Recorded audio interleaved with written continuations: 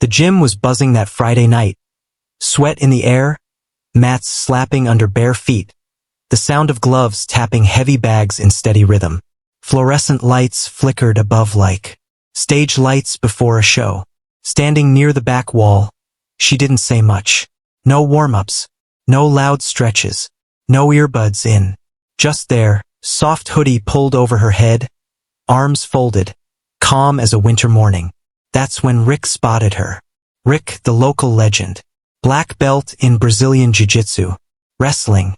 State champ back in high school. Big voice, bigger ego. "Hey!" he called out, tossing a towel over his shoulder. "You knew? You look like you could use a good role." A few chuckles echoed. Some sideways grins. They'd seen this movie before. The quiet one never wins. She nodded once.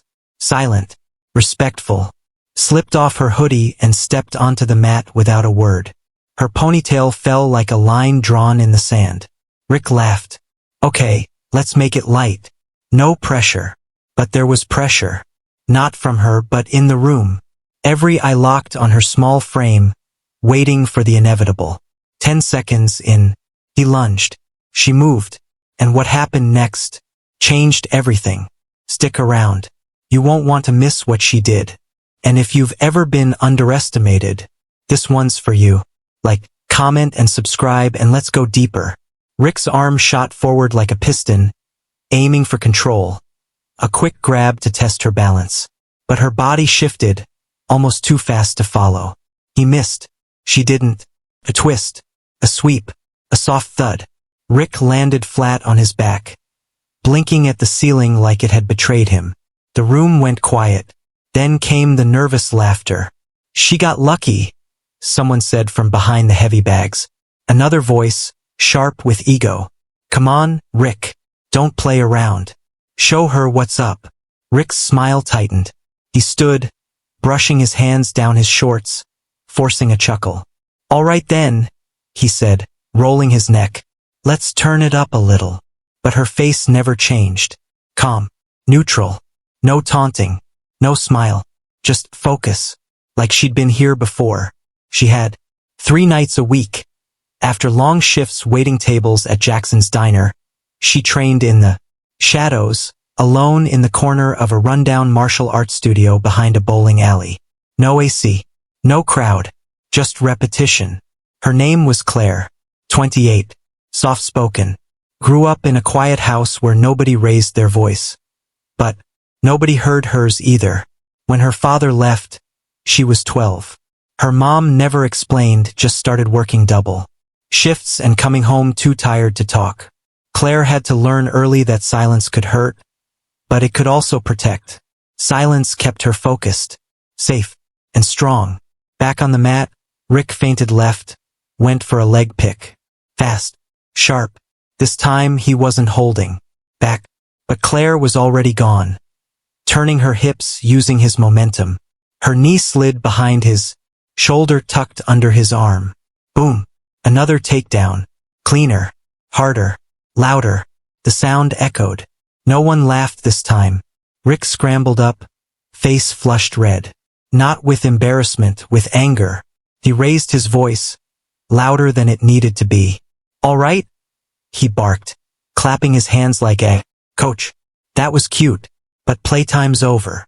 "Rick," warned Coach Stevens, standing near the edge of the mat with his arms crossed. "Keep it respectful." But Rick wasn't listening. Not really. This wasn't about the role anymore. This was about losing. In front of everyone. Claire felt it shift in the room, the tension tightening like a belt. She'd felt it before. Middle school wrestling tryouts. Senior year jiu-jitsu regionals. The job interview where the manager looked past her and spoke only to the man beside her. She knew what it meant to be underestimated. It used to scare her. Now it fueled her. Rick lunged again, this time going low, aiming to pin her to the ground, show the room who was still in charge. His strength was real. His technique, rough but dangerous. The kind of grappling that hurt more than it needed to. Claire absorbed the impact, let it push her back, and then twisted under, catching his arm. Between her knees, her legs clamped, Her hips lifted. Rick grunted. Let go. She didn't. He tapped. Hard. 3 times. The slap of his palm on the mat cracked through the gym like thunder. She'd submitted him. Silence again. But this time it was different. Heavy. Real. Rick rolled away, stood too fast. Wouldn't look her in the eye. He paced. Swore under his breath. Tossed his mouthguard onto the mat. From the sideline, a younger guy, 20-something, full of attitude, muttered just loud enough. Whatever. She probably watches YouTube tutorials all day. Doesn't mean she's actually good. Claire turned her eyes toward him. Calm. Steady. He avoided her gaze. Coach Stevens stepped forward. You want to find out if she's good? He said to the kid. Get on the mat. The guy laughed nervously. Nah, I'm good. Claire stepped off the mat and pulled her hoodie back on, the sweat drying on her skin. Her fingers were trembling slightly, not from fear, from adrenaline. The same adrenaline she'd trained through night after night when no one was watching. And now they were watching. All of them. But she wasn't here to prove anything to them. Not really. This wasn't about Rick. Or the kid with the big mouth. Or even Coach Stevens. This was about her. The quiet girl who used to freeze up. The one who used to second-guess every movement, every word. The one who used to think strength meant shouting, pushing, showing off. She knew better now. Strength is discipline when no one's clapping. Strength is getting up when nobody sees you fall. Strength is not needing to be loud to be powerful. One woman in the back, older, lean, seasoned, stepped closer, nodding with quiet respect. You train under anyone? She asked. Claire shook her head. Mostly solo. The woman raised an eyebrow. You've got something rare. If you ever want to roll again, I'm here. Claire nodded once, her eyes soft but focused. Thank you, she said. She left the gym without a victory lap, without a word to Rick. Just walked back into the summer evening. Dusk settling over the parking lot like a calm after the storm. The others stood still, some in awe, some confused, some just quiet. For once, everyone understood the power of silence. The next Friday, the gym felt different. Same lights, same sounds. But there was a charge now, like something had shifted and no one quite knew what to do with. Claire walked in just before 7 p.m., like always. Hoodie, quiet steps, calm breath. But this time, heads turned. Conversations paused. Even the new guy at the front desk, young, cocky, chewing gum, stood up a little straighter when he saw her. Rick was already on the mat, mid-roll with one of the purple belts, sweat dripping down his forehead. He looked over just for a second, then looked away. Coach Stevens waved her over. You ready? He asked, voice low. She nodded. Tonight was no casual spar. It was scheduled. It was real. A 5-minute live round with Coach's top student, Travis. Travis wasn't like Rick. No ego, no big talk. He was precise, calm, sharp, black belt, state gold, 6'1", lean muscle, and a presence that said you're in my world now. The mat cleared. Everyone circled the edge. Quiet. Waiting. Claire stepped forward, dropped her bag, peeled off the hoodie, tight braid, bare feet on, canvas. Her hands opened, loosened, shoulders relaxed. Coach raised a hand. Ready. She nodded.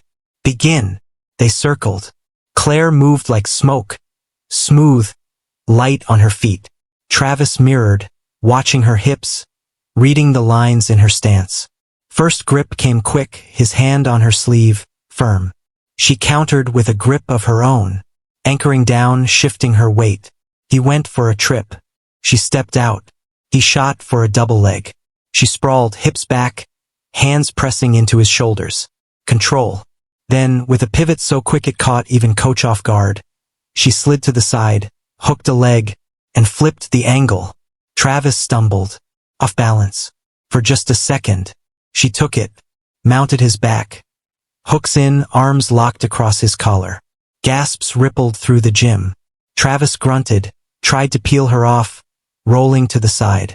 But Claire didn't rush. She adjusted, tightened. Breathe in. Tighten. Wait. Travis tapped. Fast. Firm. Clear. Coach stepped in, blew the whistle. Stop. Claire let go instantly. Rolled off. Sat back on her heels. The gym was dead silent. Travis looked up at her. No frustration, no bitterness. Just honest surprise. Where'd you learn that transition? He asked. She smiled soft. Drilled it. 1,000 times. Coach stepped forward slowly. Hands on hips. You've been holding back. She looked at him. Honest. Open. I wasn't ready to be seen, she said. And that was the moment. Not the choke. Not the takedown. Not the perfect timing or the stunned faces. It was that line. The truth of it. Simple. Powerful. Because every single person watching, whether they'd admit it or not, knew what that felt like. To hide. To wait. To wonder if your moment would ever come. Coach nodded once. Deep proud. Well, he said. You're seen now. Rick was in the back of the room, leaning against the wall. Arms crossed. Quiet. Watching. He didn't look angry this time. Just different. As people started clapping, quiet at first, then louder, he pushed off the wall and walked over. Claire stood. They faced each other again. But it wasn't the same. This wasn't a challenge. It was respect. He held out a hand. I was wrong, he said. You've got it. Claire took his hand. Thanks. They didn't say anything else. Didn't need to. Sometimes growth doesn't come with fireworks. Sometimes it comes in silence, in the space. After the fight, when everything is still, Coach called everyone to circle up. All right, listen up. Tonight was about more than technique. It was about patience, control, quiet strength. He looked at Claire. Some people yell their way into a room. Others earn their space. Everyone looked at her now. Not with pity. Not with doubt. With clarity. She wasn't just the quiet girl anymore. She was the one who waited. Who worked. Who rose without ever needing to shout. The gym didn't sound the same anymore. There was no cheering, no showboating. Just the soft thuds of mitts being packed up. Shoes sliding back on. People moving slower, more thoughtful. More aware. Claire sat near the edge of the mat, lacing her sneakers with steady hands. Her braid stuck to the back of her neck, still damp with sweat. She didn't rush, didn't hide, didn't disappear. This time she stayed. Travis walked over first, towel slung across his shoulder. His breathing had slowed, but his eyes still held the spark of what just happened. That was clean, he said, sitting cross-legged beside her. I've been training 10 years and you caught me like I was a rookie. Claire looked over at him. Not proud, not smug, just honest. You had me moving, she said. I had to stay one step ahead. He nodded, thoughtful. You ever think about competing again? She paused. That word, again, meant something. It meant someone had noticed. I don't know, she said. I trained for the love of it. Never really felt seen. Until now.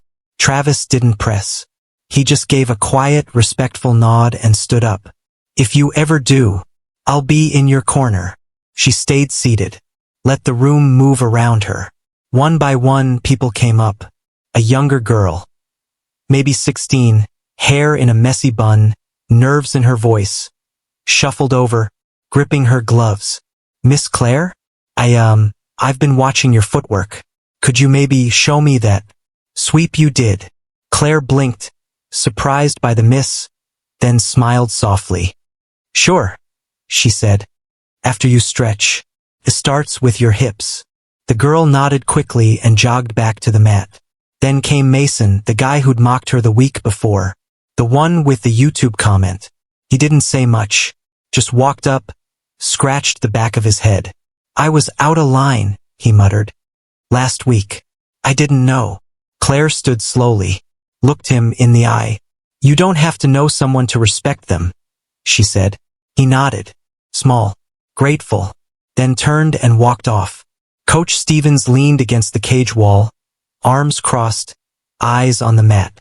Claire walked up, beside him, wiping sweat from her forehead with her sleeve. I meant what I said, he told her. You've got control most fighters don't learn until their 30s. You're calm when it counts. Claire exhaled slowly. Took me a while to learn that calm doesn't mean weak. He glanced over. You teaching anywhere? She raised an eyebrow. I'm a waitress. Well, he said, if you ever get tired of serving food, I got kids here who need someone like you to look up to. Claire smiled. Not big, just enough. I'll think about it. Outside, the sky had turned that soft blue-gray of a summer night, easing into quiet. A few cars pulled out of the lot. Streetlights buzzed. Claire stepped into the dusk, bag over her shoulder. She walked slower now. No rush to vanish.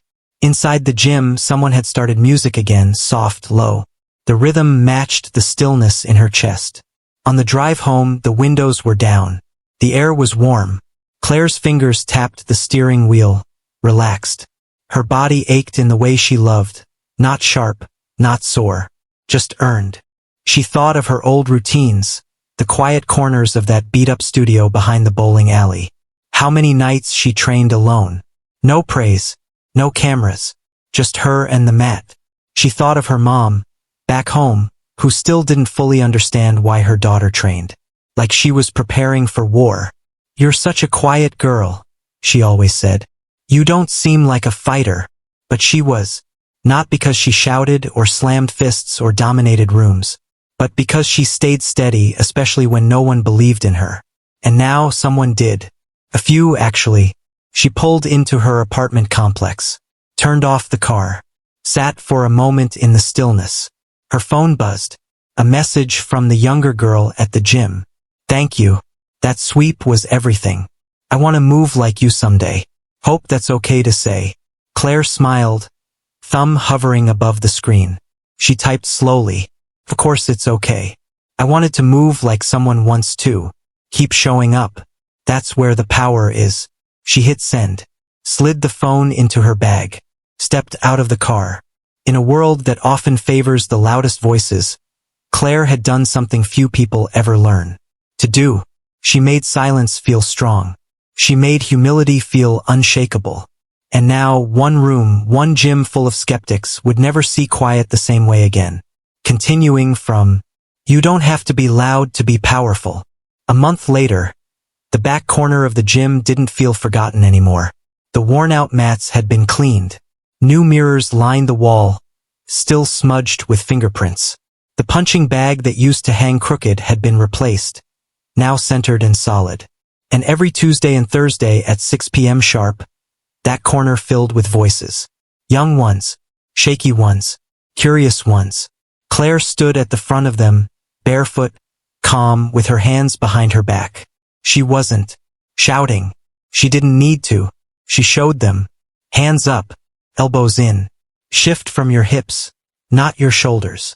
7 students mirrored her movements. Some moved smooth, others stumbled. But all of them watched her like she carried something they wanted to understand. Because she did. Not fame, not medals. She carried presence. That grounded kind. The kind that whispers you're safe here.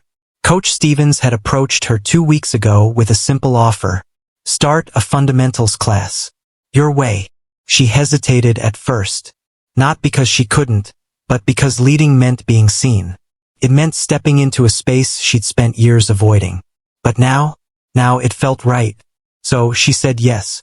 The ripples started small. Word spread that Claire was teaching.